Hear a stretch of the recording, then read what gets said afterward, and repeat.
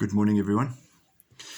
Well, in our mass readings for this week, we're going through Matthew's Gospel, and we're in chapter 19, and as we move on into chapter 20, we find Jesus using a lot of parables to teach us what the kingdom of heaven is about. So a lot of his parables begin by, the kingdom of heaven is like.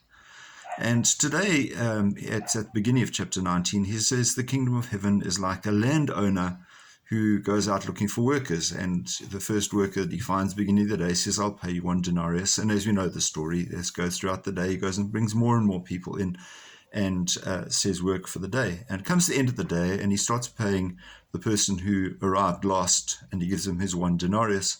And so he goes on, and the guy who's been working the whole day in the heat of the day and working really hard for long hours gets paid exactly the same amount of money as the guy who arrived an hour before closing time.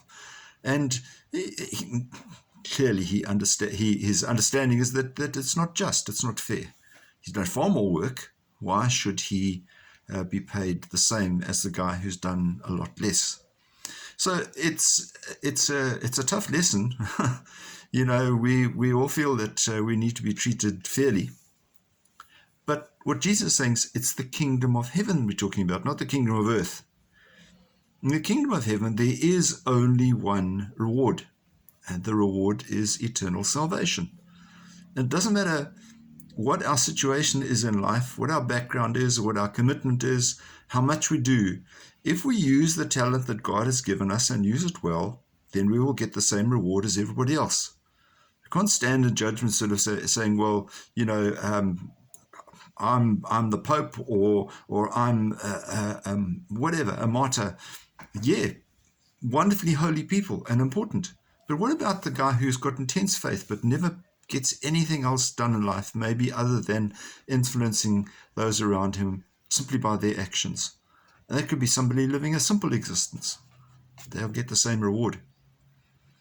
See, Jesus then concludes his paragraph or his teaching by saying, the last will be first, and the first last.